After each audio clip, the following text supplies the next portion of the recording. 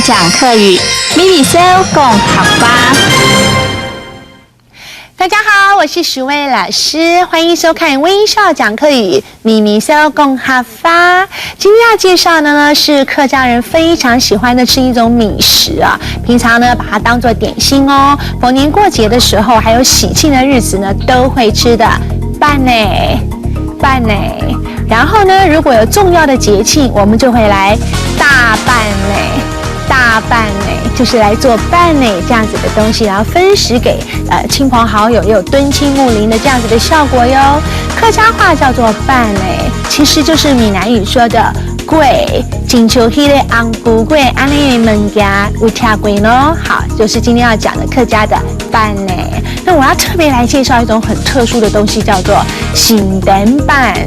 早期农业社会呢，添丁可是家族的大事哦，所以家里有添丁，就是有男婴出生的时候呢，就会做醒灯饭，新丁的饭，然后呢到庙里去祭拜哦，祈求这个小孩子呢平安长大，来说明家中添丁的情形。拜完了这个醒灯饭之后，还要分送给亲朋好友哦，然后告诉大家说，我们又多了一个生力军啊。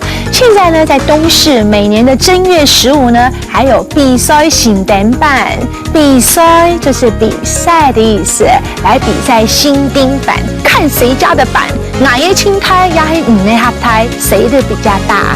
另外呢，在客家的板里面哦，还有一种是我非常喜欢的起拔也就是闽南语。怎么一直有叫我讲闽南语，就是为难话了。闽南语麻糬对吧 ？OK， 就是麻糬，就是我们叫做起拔牛那起拔好好吃哦。好，然后这个起拔可吃甜的，也可以吃咸的，有时候我们会去沾花生粉哦。好，如果你想吃好吃的饭呢哦，你要记得饭呢，还有呢起拔都要会念哦。好啦，我们来看。你好食起拔吗？你喜欢吃起拔吗？你喜欢吃麻糬吗？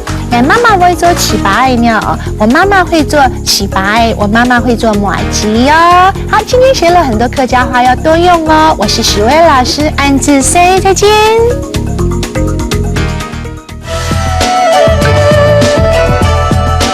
行政院客家委员会策划。